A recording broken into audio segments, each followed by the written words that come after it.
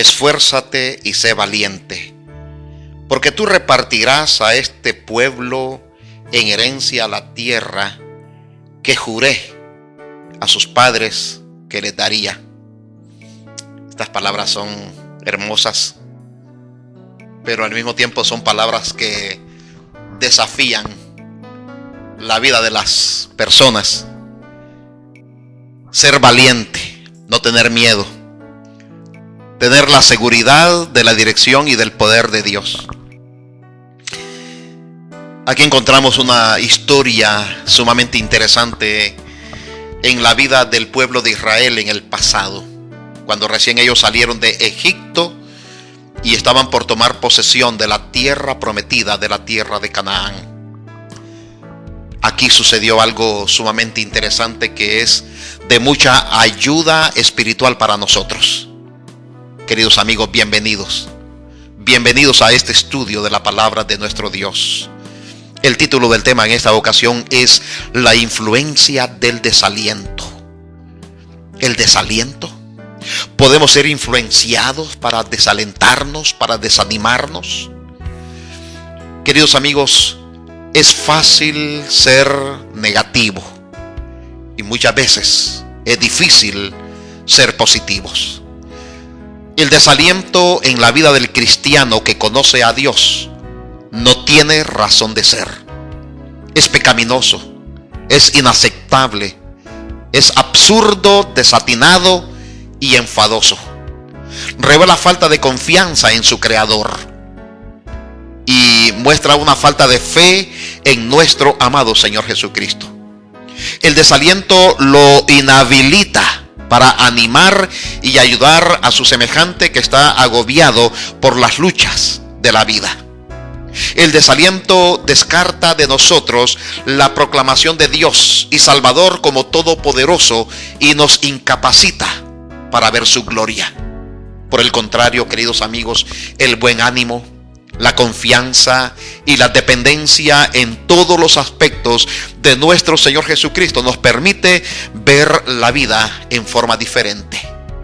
La Biblia nos enseña cuáles son los resultados en nosotros cuando nuestra atención se centra en las cosas negativas y malas de nuestro diario vivir. Observemos el ánimo que causó en el pueblo de Israel el informe que trajeron los 10 espías que envió Moisés, y cuál fue el informe que presentó Josué y Caleb, que eran unos o dos de los espías que fueron a revisar la tierra. En Números capítulo 13, versículo 26 al versículo 29, la palabra de nuestro Dios dice: volvieron a Moisés, a Aarón y a toda la congregación de Israel en el desierto de Parán, en Cades. Les dieron la respuesta y les mostraron el fruto del país. Dijeron: llegamos al país donde nos enviaste, que ciertamente mana leche y miel. Este es su fruto. Pero el pueblo que habita aquella tierra es fuerte y las ciudades muy grandes y fortificadas. Vimos también allí a los hijos de Anac. Amalek habita al sur. El hitita, el jebuseo y el amorreo habitan en el monte. Y el cananeo habita junto al mar y a la ribera del Jordán. Queridos, cuando el pueblo oyó cuán fortificadas eran las ciudades y lo poderosos que eran sus guerreros, tuvieron miedo y se desanimaron en gran manera.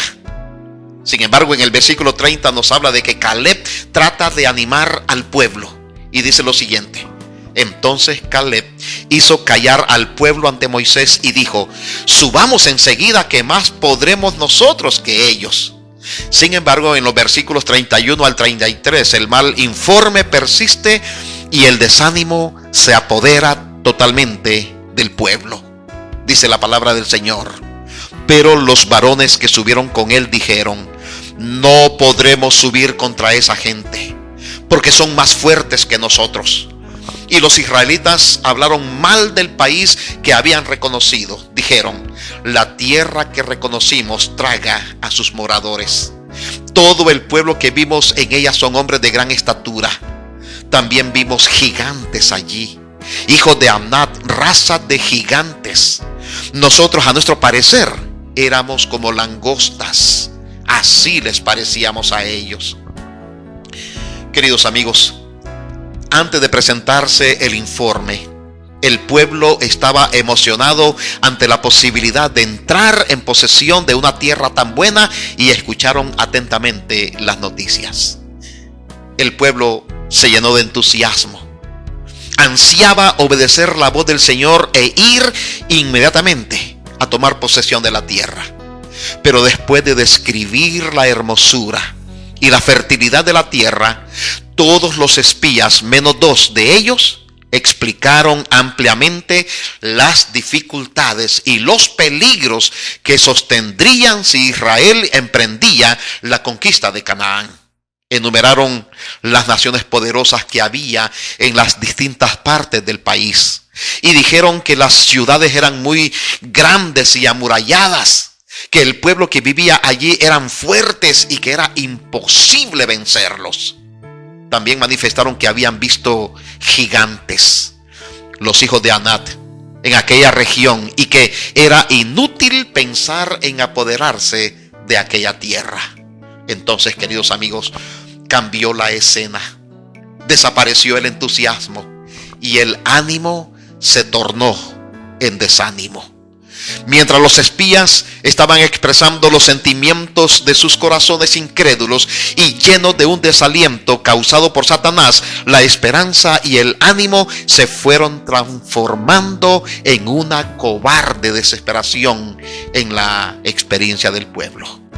La incredulidad arrojó una sombra tenebrosa sobre el pueblo y éste se olvidó de la omnipotencia de Dios, tan a menudo que había sido manifestada en favor de ellos.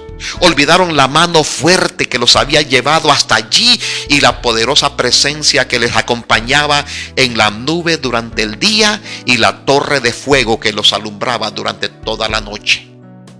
El pueblo no se detuvo a reflexionar, ni tampoco razonó que aquel que los había llevado hasta ese lugar les daría ciertamente la tierra prometida. Ellos no recordaron cuán milagrosamente Dios los había librado de sus opresores, abriéndoles paso a través del Mar Rojo y destruyendo las huestes del faraón que los perseguía. Hicieron caso omiso de Dios y actuaron como si debieran de depender únicamente del poder de su armamento.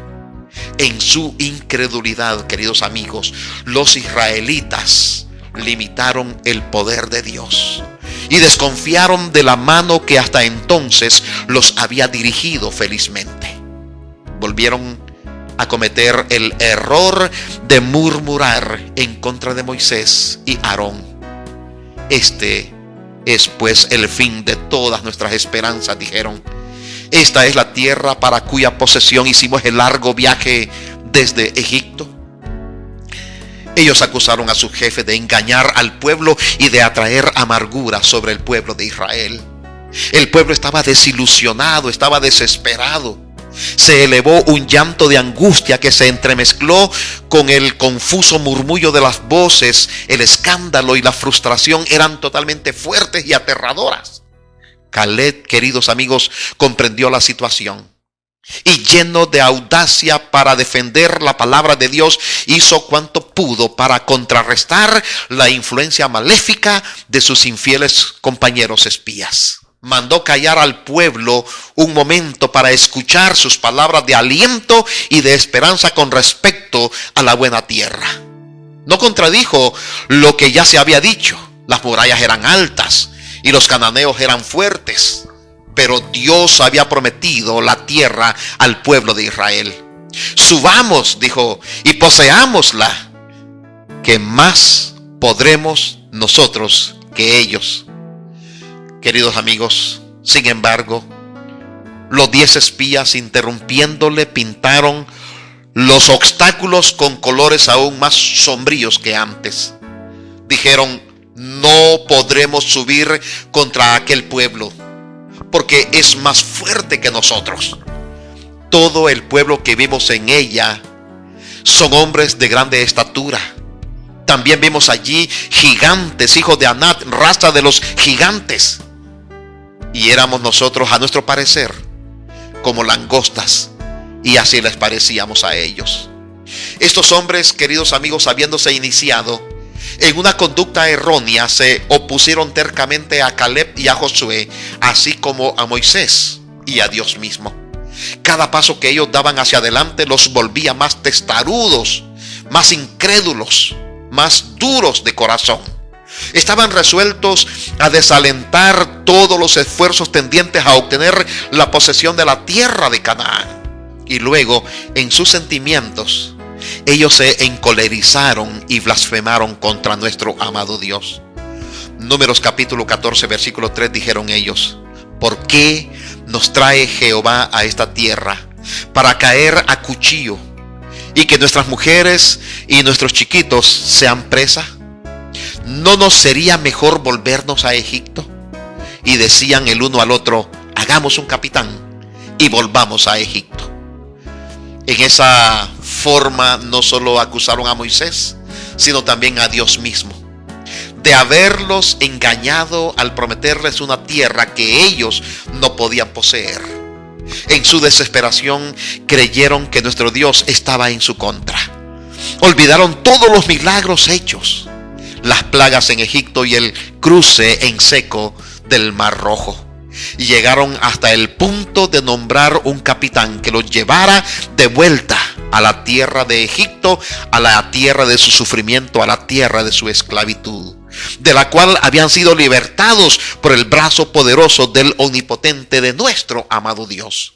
Y decían el uno al otro: nombremos un capitán y volvamos a Egipto. Para tratar de calmar sus ánimos, se alienta y nombra a un nuevo dirigente. En Deuteronomio capítulo 31, versículo 7 y el versículo 8 dice: entonces Moisés llamó a Josué y le dijo, en presencia de todo Israel: sé valiente y anímate, porque tú entrarás con este pueblo en la tierra que el Eterno juró dar a sus padres. Tú se las darás en herencia. El Eterno va delante de ti. Él estará contigo. No te dejará ni te desamparará. No temas ni te intimides. Una vez que Moisés murió, Dios alentó a Josué con palabras maravillosas que también son de buen aliento para nosotros. Nuestra lectura bíblica dice lo siguiente: nadie te podrá hacer frente en todos los días de tu vida. Como estuve con Moisés, estaré contigo. No te dejaré ni te desampararé. Esfuérzate y sé valiente, porque tú repartirás a este pueblo en herencia la tierra que juré a sus padres que les daría. Queridos amigos, no es fácil animar a alguien cuando vemos que todo es adverso, cuando todo es más que sus capacidades y sus recursos. No es fácil tener confianza cuando ya estamos sintiendo las embestidas del desastre. Se necesita tener plena seguridad en el poder ilimitado de nuestro amado Dios para sobresalir a estas dificultades. Necesitamos estar seguros que Dios está de nuestro lado para pelear nuestras batallas. Solo con Él podremos conquistar la tierra. Dios no nos desamparará ni nos dejará nunca. Aun cuando nosotros lo rechacemos, Él sigue intentando cautivarnos. Muestra su poder, muestra su gracia y nos muestra su bondad en todo momento. Queridos amigos, el Señor Jesús nos dejó esta poderosa recomendación en San Juan capítulo 16, versículo 33. Estas cosas os he hablado para que en mí tengáis paz. En el mundo tendréis aflicción, pero tened buen ánimo. Yo he vencido al mundo. Una persona desanimada es como un caballo cansado. Es incapaz de realizar su trabajo. De acuerdo a las promesas de Dios, la actitud de la persona debe cambiar. No tanto por lo que pueda hacer, sino por lo que nuestro Padre Celestial puede hacer en la vida de los que confían en Él. Queridos amigos, el desánimo es como una llanta desinflada. A menos que la cambiemos, no iremos muy lejos.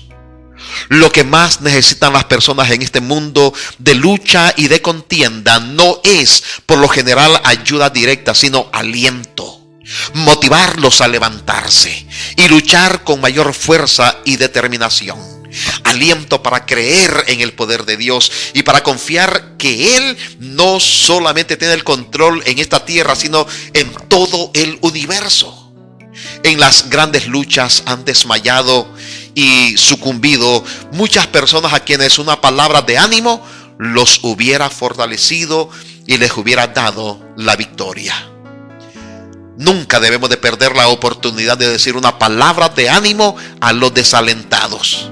Nunca sabemos lo necesario y grande y de cuán largo alcance pueden ser sus consecuencias. Así que, queridos amigos, debemos de cobrar ánimo, ánimo, ánimo y ánimo siempre, porque en el camino de la vida necesitamos a un amigo que nos fortalezca, que nos entienda, en quien podamos confiar y que nos transforme para ser bendición para otros.